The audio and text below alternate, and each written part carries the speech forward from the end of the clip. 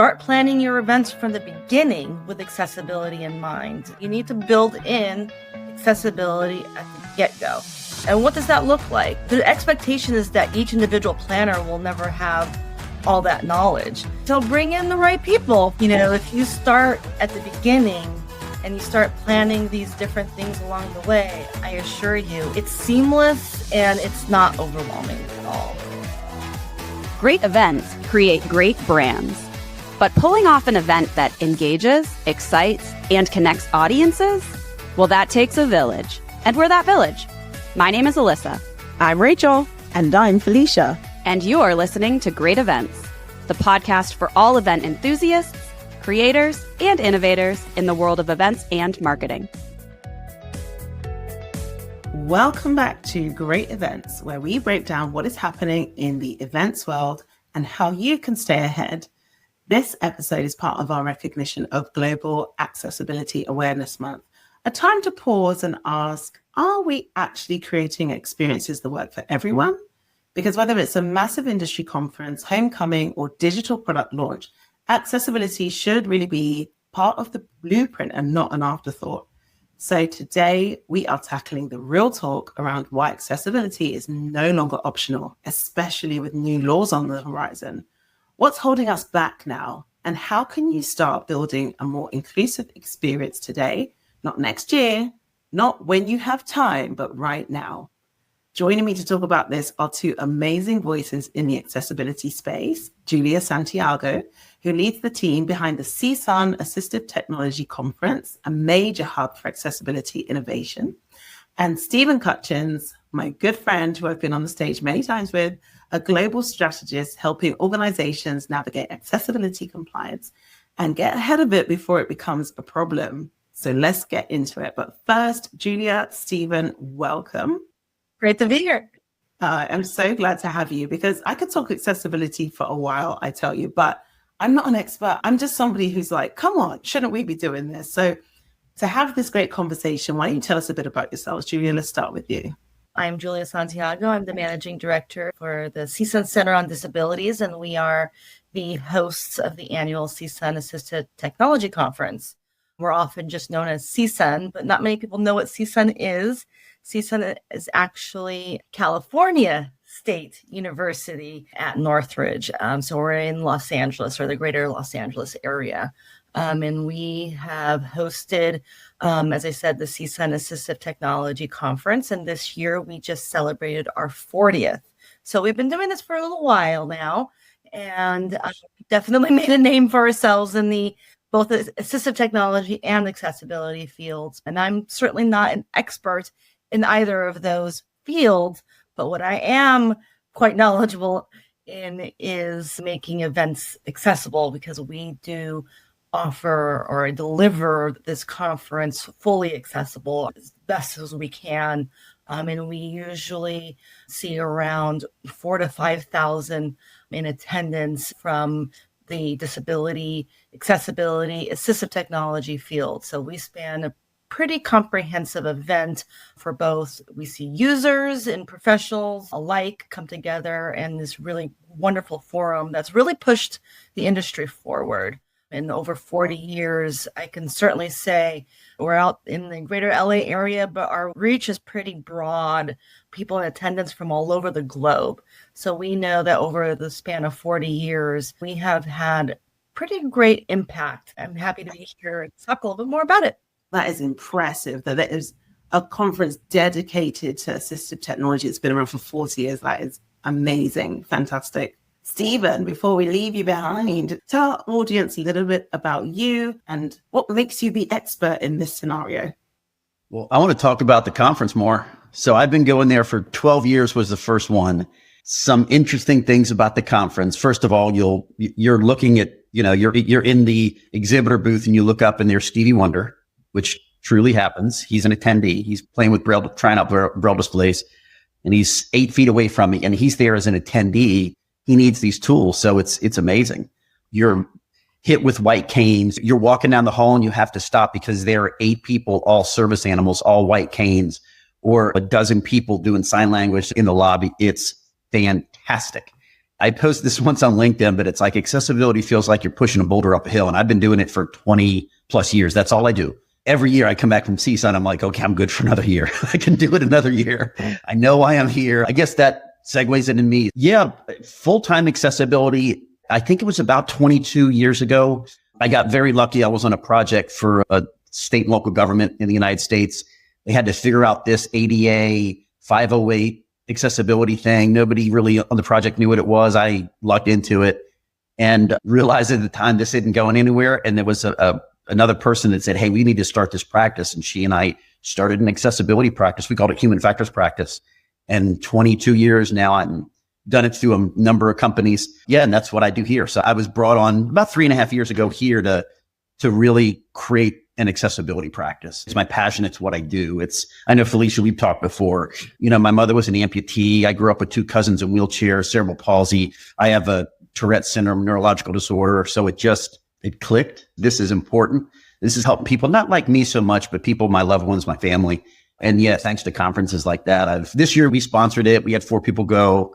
It was pretty fun. I got to speak. I've always wanted to speak. I was actually supposed to speak once and then COVID hit and my company wouldn't send me. So I finally got to speak. So it's my favorite conference. Yeah. Besides Cvent Connect. I was going to say, come on, Stephen. So accessibility seems to be the new imperative for people. It definitely seems to be very top of mind right now, which is actually an amazing thing. And I think it's testament to some of the work that's gone in. You've spoken about 40 years. Stephen, you just mentioned 12 years ago, you went to the conference and you bring back something every year. I do think there is some effect happening now where people are hearing it. But why, Julia, do you think it is just so top of mind right now? Why people are paying attention to this more. And there's a lot of reasons for it. Yes, we have these laws in place, and a lot of them really apply to government entities or public entities. When we see involvement from large companies, it makes sense for them and their bottom line to really be more inclusive because you just have more people, more users, more consumers.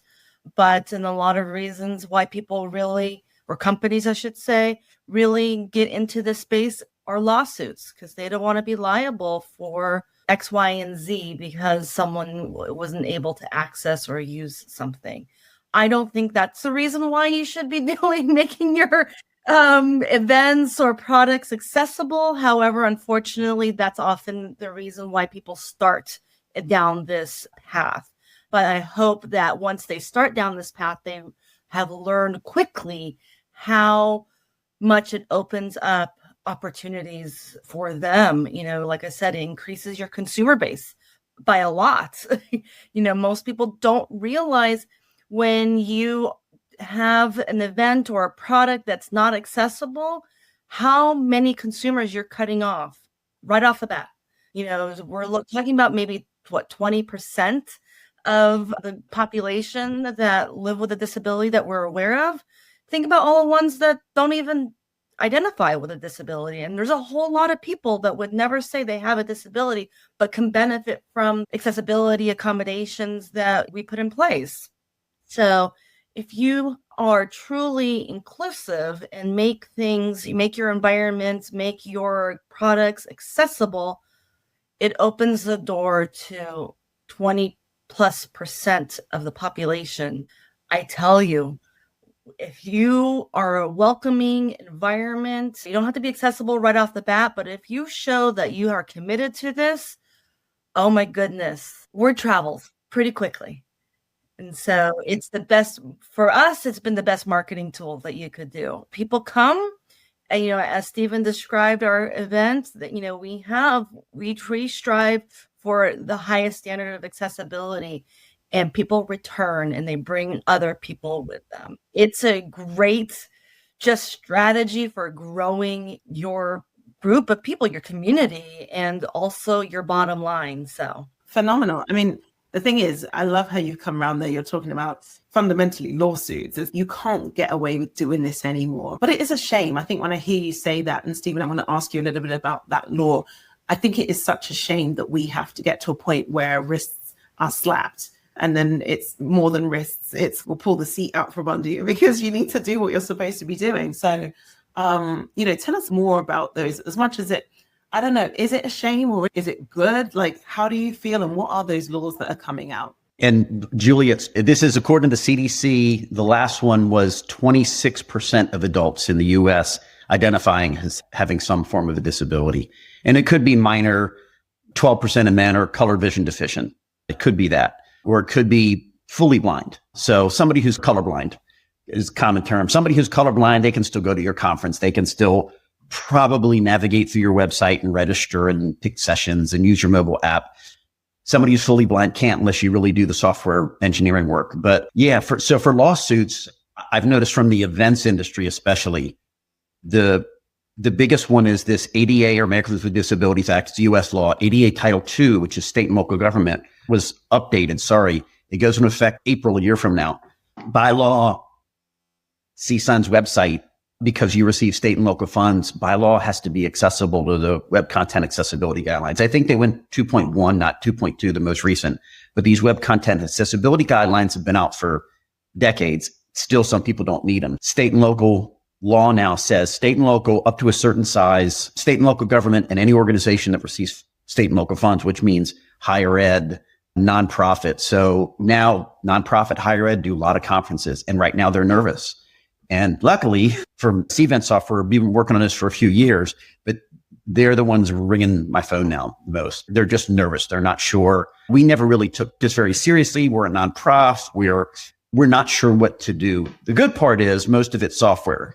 But outside of that, it doesn't say your conference has to be accessible. We try to give them guidance on what to do. So yeah, the websites lets them go there, but at the conference, there are certain things you need to do. And this is a little more your side of the pond, Felicia, but this is a big one, European Accessibility Act. That says that all starting June 28th, I mean, we're talking a month from now, all consumer-facing content has to be accessible to the Web Content Accessibility Guidelines, all of it in European Union. That's massive, absolutely massive. What they say is either new or newly added content. So if you July 1st, if you publish a registration site, you publish your attendee hub, or by law, it has to be accessible. For existing sites, it's June 28th, 2030. So they still have 5 more years. So for anybody out there who runs a company, your public website, if it doesn't change, you have 5 years. But for conferences that you're going to publish next year, by law now, they have to be accessible European Union. And it's not just businesses within European Union. It's businesses that do business with. So you're in the UK, I'm in the US. If Julia, you decide to do CSUN in Italy, by law, your site has to be accessible. Actually, it's not just your site, your electronic content, which is pretty much registration site and your attendee hub and everything. That's huge. We don't even have that in the US yet outside of federal and state and local. So this is all, the term they use is consumer facing. So for you planners, your attendee facing stuff. And that's huge. And they've specified fines. One of them was like a 900,000 euro fine. I think that was the Netherlands. It was insanely expensive. Again, you better really be doing the wrong thing and trying to pretend you're doing the right thing. Government regulators or whatever say, oh, our site's fine, our site's fine. And they find out it's not and people couldn't use it. That would be a big deal. They're taking it real seriously. And I genuinely think it's coming to the US. So I mentioned that ADA, or Americans with Disabilities Act. Title II is state and local government. Title III is places of public accommodation. So businesses. Title III doesn't specify the websites of these Target, Walmart, or you come to Cvent in our headquarters. It's a building, so it's a place of public accommodation. So ADA covers the building, but it doesn't cover the web. So the web didn't exist yet. So at least not in public form. So that hasn't stopped lawsuits. Virtually all of the lawsuits in the US, and there's 4,500 last year, 5,400 or 4,500. It was a lot, or pretty much all on ADA Title III, which is interesting. It doesn't spell out web, but they're like the intent of it was non-discrimination. So we're going to allow the lawsuits to go through. Lots and lots of lawsuits in the US. I'm curious to see how European Union, because US is litigious. We like our lawyers. I'm curious to see how this is going to play out in Europe now that the law says, yeah, you can sue people over this or sue businesses over this. They actually, with the original iteration of it all, the fines were much lower across the EU. And then they decided that wasn't incentive for companies to actually do the work. So those fines actually dramatically increased across the board to really meet this goal of broad accessibility. And you're right. And accessibility is not just isolated to the US and in Europe and in the EU. It's truly happening around the world. But what is missing is this true global standard that is something that I think big, great minds in the industry are striving towards, to have parity across the globe, because it's creating the same sort of end product. But yes, and for the ADA, it's not just isolated to web. For the state and local governments, it's a lot of document accessibility as well. That's really important. And so, yes, here at the university, we are fast or quickly moving to even just making all courses accessible across the board. So it's quite an undertaking for sure. Yeah, like I said, to me, it sounds like, it's such a shame that it has to get to the point where the law is enforcing all of this. But is it a shame? It's a question that I will leave with our audience to decide. Maybe that is the forcing factor. But Julia, I want to pick up on something that you spoke about, standardization and having a global standard. Some might say, I just didn't know what to do. I didn't know where to start. What do you think is holding people back currently from just getting it done? Yeah, I can understand that it's intimidating. A lot of companies just stop short because they don't want to devote money towards that. On the flip side, once you make things accessible, as we said earlier, you're opening up a whole group of consumers that you never tapped into before. So it shouldn't stop anyone. It makes good business sense. But when we're talking about in the events side, start planning your events from the beginning with accessibility in mind. Don't wait until you're almost a week out from your event to start implementing accessibility, because that's going to be a huge undertaking. It's going to be overwhelming. It should be number one when you start making your planning. As a planner myself, I always know the first thing that we're going to do is we look at the timeline. You need to build in accessibility at the get-go. And what does that look like? The expectation is that each individual planner will never have all that knowledge. So bring in the right people. If I need to figure out how we're going to best feed 5,000 people, who do we bring in? We bring in the catering staff. We have meetings with them. So start thinking about accessibility, especially if you're in the education field. Our university has a disability office. Start there, engage those that are within your community. And if you don't have any, where are you holding this event? There's regional centers, there's different organizations within the community that the event will take place. Start tapping in those resources well in advance. They can bring you resources to consider. It's also just knowing who you're trying to, attract to your event. But start small, and then I promise you, it takes off from there and it becomes its own animal. But, if you start at the beginning and you start planning these different things along the way, I assure you it's seamless and it's not overwhelming at all. So one of the things you mentioned is ask your attendees. Planners are terrified of asking attendees, what accommodations do you need? I do know why. They think in the US, it's called HIPAA, it's Health Privacy Act. And they're afraid I'm breaking a HIPAA law if I ask somebody what accommodations they need. First of all, you're not a medical office. Even if it's a medical conference, you're not a doctor. It's okay to ask someone, do you use a mobility device? Do you need captions? Do you need a sign language interpreter? Will you be accompanied by a service animal? It's okay to ask detailed questions. And then you can know, hey, they're in a wheelchair. What does that mean? First of all, it means they can't squeeze through an aisle, or the tables that are all the rounds are close together. They're going to need reserved space. They're going to need wider aisles. They don't reserve their space all the way in the back, because that's not very dignified. The wheelchair people to the back. You want them to be they don't necessarily need to be front row, but in the middle maybe, and on an aisle. People are afraid, planners are afraid to ask. When they start doing that, then they'll get more responses, and then people will start coming. But in the US, there's a nonprofit, I always forget the name of it. It's a nonprofit in Chicago, Open Doors Organization. They did a study of people with disabilities and travel habits over 2 years. In 2 years, people with disabilities spent $50 billion, billion with a B, on travel. That's $25 billion a year. They took 14 million hotel flights. If you're willing to say, I'm going to give up every year, I'm going to close registration to $25 billion worth of spend, that's so much money. They're willing to travel. They're willing to take flights. They're willing to do overnight stays. But we as planners aren't entirely not willing, knowledgeable. It's paralysis, but there's a certain term for it. But I don't know what to do, so I'm not going to do it. I don't even want to begin. And that's the beauty of like conferences like the CSUN conference is we're going to ask questions. Do you need a Braille display? Oh my God. The one thing, Julia, you guys, I love it. You do for people blind and low vision.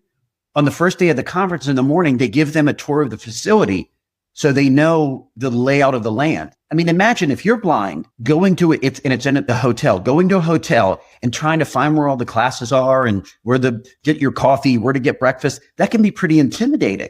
They've never been there before. So they give a tour and it's great. And it makes people, when you see that in registration, do you need this tour for blind and low vision, the facility? I'm now comfortable coming. And they're going to bring their $25 billion a year with them. It's a staggering amount. And I've never heard a planner say, oh, I'm always full. We don't need any more registrants. We don't need any more money. Yeah, you do. And now you're opening it up to billions and billions of dollars a year. Let's get practical with that then. I mean, you've put that really fine point on it. Nobody wants to be losing money. And again, I'm coming back to this thought of because of the law, you've got to make some changes. Because you don't want to lose money, you've got to make some changes. But fundamentally, let's just include people. I do wish that would be the starting point, but I think these business impacts are good enough reasons for planners and marketers to go to their financial officers and their CEOs and all the people that hold the purse strings and say, okay, here's a legal impact, A, here's a financial impact, B, and maybe that might help them to have that baseline conversation. So that's really good advice. But let's give some practical pre-event, during event, post-event. What can we be doing? And I know, Julia, on some of our calls, you were talking about designing for functionality, not for disability. And I know that's how you think about your conference. So tell us a little bit more about that and how planners can be practical and do that. I think we naturally, as an event planner myself, I always think about what would I want, right? And so sometimes you have to climb out of the me of it all. And it's really to have an understanding as to just broad functionality. I think, and it'd be easy if we just had a mobile app and it popped up all these wonderful things. But guess what? That actually limits someone else. There's so many different layers that you really need to take into consideration. You can't just focus on one element, because if your website's not accessible, guess what? They're not coming to your in-person event. So you may have made your in-person event super accessible, but how are you going to tell people that's accessible if your website isn't accessible? So they've stopped there. Yeah, can we double click on that with you, Stephen? I know that is your area about websites and registration. I really want planners to be like, okay, here's what I do. So what can they do? From a planner out there, before I talk about software, ask your attendees. I'm going to hammer that again. Ask your attendees what they need, because if they're comfortable, then they'll come. And you might get it wrong. It might not be perfect. Like you might, I finally got people in wheelchairs and mobility devices coming to my conference. Well, I didn't realize that tall cocktail tables don't work for them. Next year, I'll have lower tables. I'll have at least some lower tables. It's a mistake, but at least they're there and you can learn from them. They'll go, hey, how long does it take? 2 minutes? Go, oh my gosh, we should have had a lower table. Let me have somebody go grab one. Done. But getting them in the door and doing the due diligence, try to make it right in the first place is great. And then every year it can get better and better, every conference. From a software perspective, I like to say Cvent does the heavy lifting for our planners. Honestly, 95% of the electronic part, the website, registration, attendee hub, it has to be on the software. You, as a planner, you can't pick XYZ event software company and try to make it accessible. If it's natively not, it's just probably not going to work unless you start doing heavy coding. So we've made it where keyboard focus and screen readers and braille displays and everything just natively works. Planners have to do really three things. They have to do image alt text. They have to do proper heading structure, and they have to choose proper colors. That's kind of it. And like in Attendee Hub, we have this, I want to say newer feature. It's not so new now, but we'll check colors for you. And if you have safe color mode, we'll actually tweak colors a little bit to make a match. We make it optional if you want to do like, hey, neon yellow is our branded color. We're only going to do neon yellow. Okay. Then, maybe you have to do black text, but if you have safe color mode on, we'll tweak those colors to make it work. But if you pick the right software, there's not a whole lot you have to do. I'll add to that. I think number one, not everyone knows what they're looking for when it comes to accessibility, especially when we're talking about web and software. And as you're having these conversations with your vendors that you're looking to bring on, ask, have you had an accessibility review?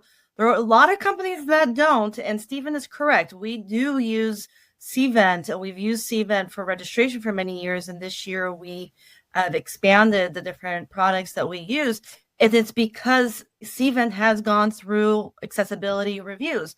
And even a single product, even though it's gone through an accessibility review, not all features are accessible, but you need to ask and find out what is and what isn't.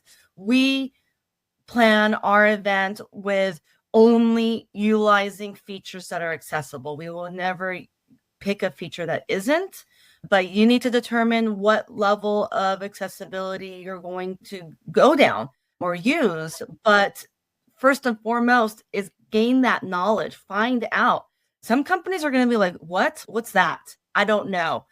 And if that's the conversation that I'm having with a vendor, we're probably not going to go with them. However, you have to ask those questions, find out, are their products accessible? Do they have a report on what that accessibility is? Can someone explain it to you so you understand? Oftentimes it's just high level software lingo that I personally don't even know. So my bottom line question is, what features are accessible? What aren't? What should I use? What shouldn't I use?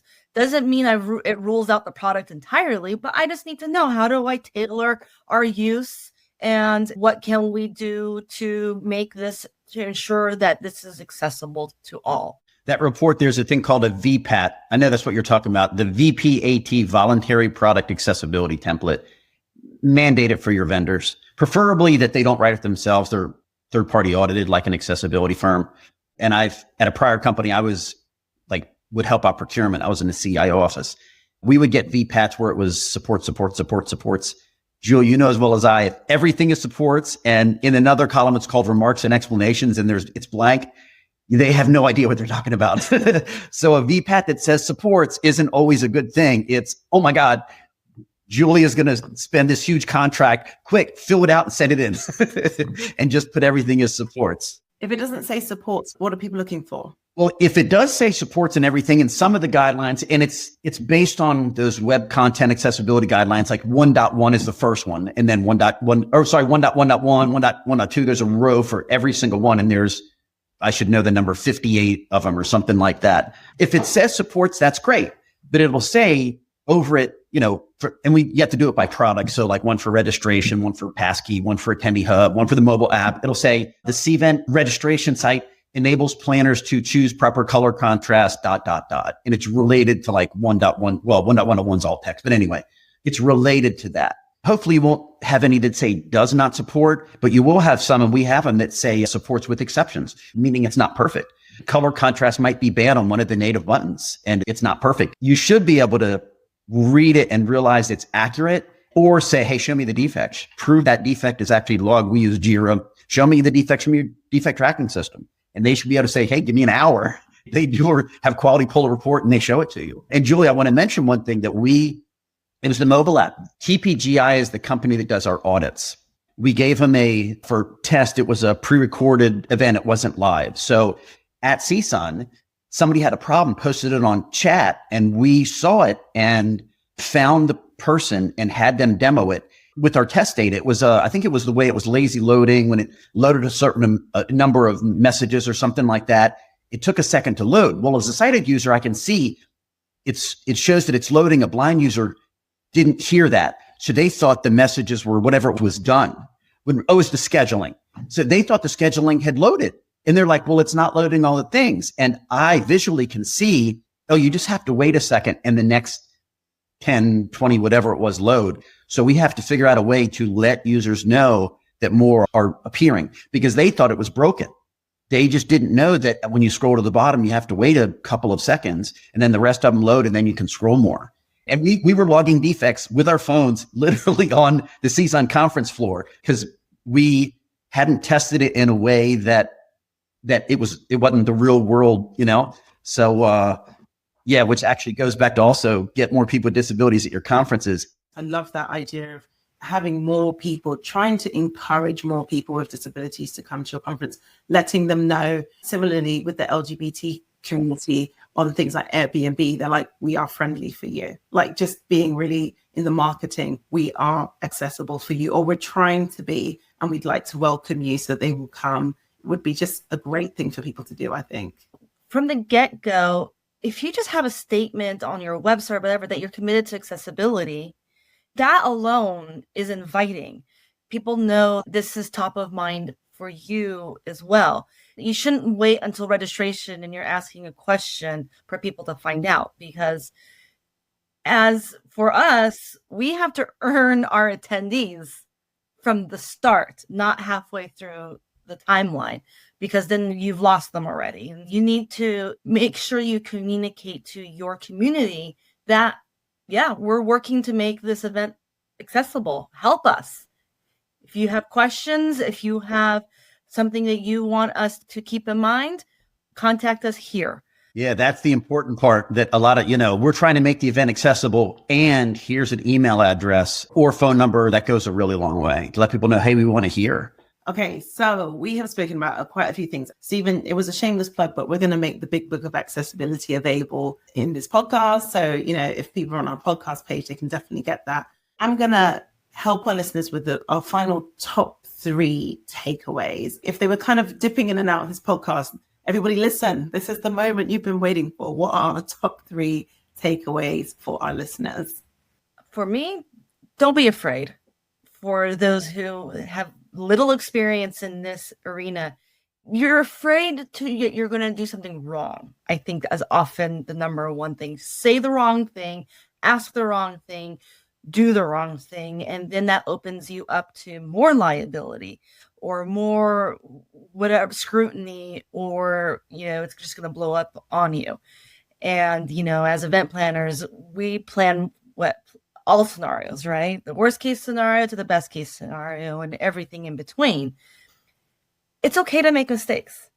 We don't get this right every year, but we're 40 years and we may have honed in and perfected certain things. I promise you, we make mistakes every year, but we strive to be better every single year. Every year. We make sure post-event, we ask the questions that sometimes we don't really want to hear the answers to, but we ask them because we need to hear those answers. Where did we miss the mark? Because every year we want to improve. So that to me is number one.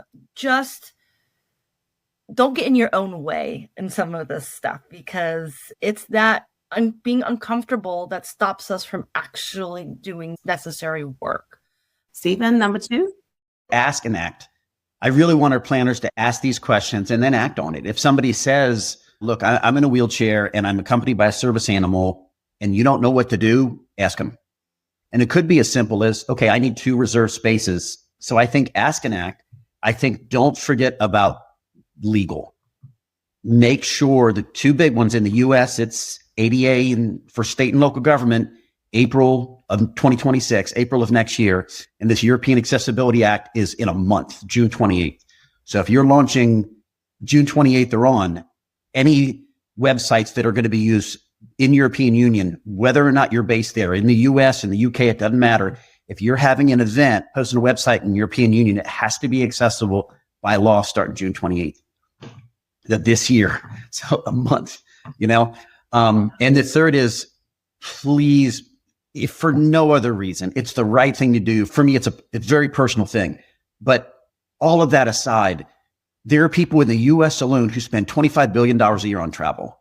If they're not coming to my conference, it's probably on me, because they're willing to travel, they're willing to fly, they're willing to stay overnight. The average spend is $125 a night, average spend. They're willing to spend money, 14 million flights.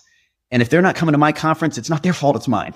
So I want to open up those doors. And sometimes it's like we talked about, Julia, it's not that hard. You have to ask the questions, make sure the site's accessible, like read the big book from some tips, shameless plug, but it's not nearly as hard as people think.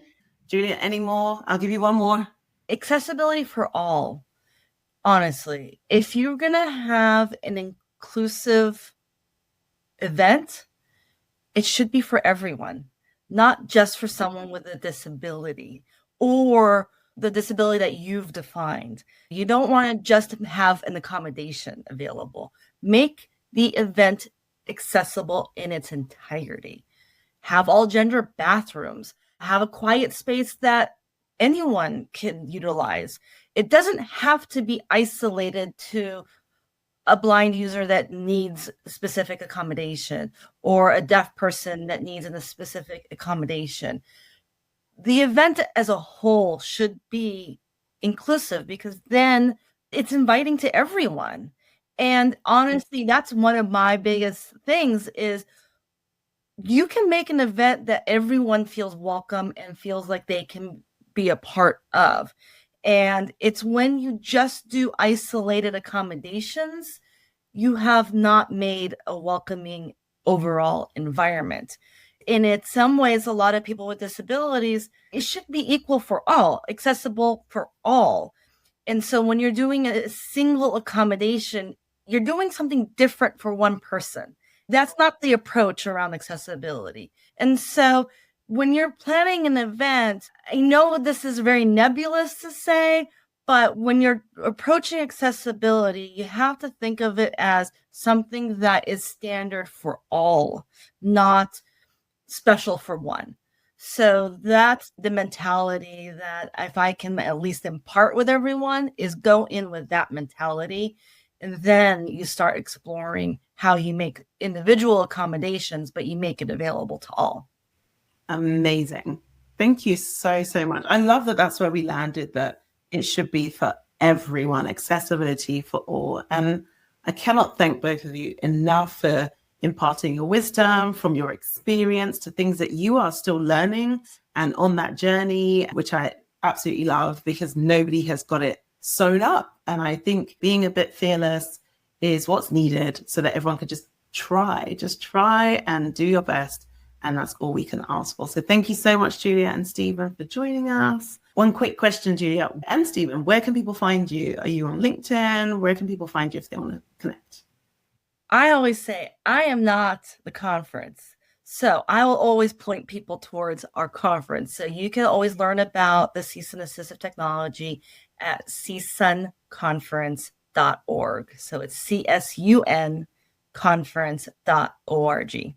Love it. Thank you. And Stephen? Yeah, I'm on LinkedIn. It's Stephen, Stephen, Stephen Cutchins, Cutchins, Stephen Cutchins 1. I think it's linkedin.com/Stephen Cutchins 1. I'm out there. Fantastic. So thank you so much. And until next time, keep learning, keep planning, keep making great and accessible events. Thanks for joining. Thanks for hanging out with us on Great Events, a podcast by Cvent. If you've been enjoying our podcast, make sure to hit that subscribe button so you never miss an episode. And you can help fellow event professionals and marketers just like you discover great events by leaving us a rating on Apple, Spotify, or your preferred podcast platform. Stay connected with us on social media for behind-the-scenes content, updates, and some extra doses of inspiration. Got a great story or an event to share? We want to hear from you. Find us on LinkedIn, send us a DM, or drop us a note at greatevents@cvent.com. Big thanks to our amazing listeners, our guest speakers, and the incredible team behind the scenes. Remember, every great event begins with great people. And that's a wrap. Keep creating, keep innovating, and keep joining us as we redefine how to make events great.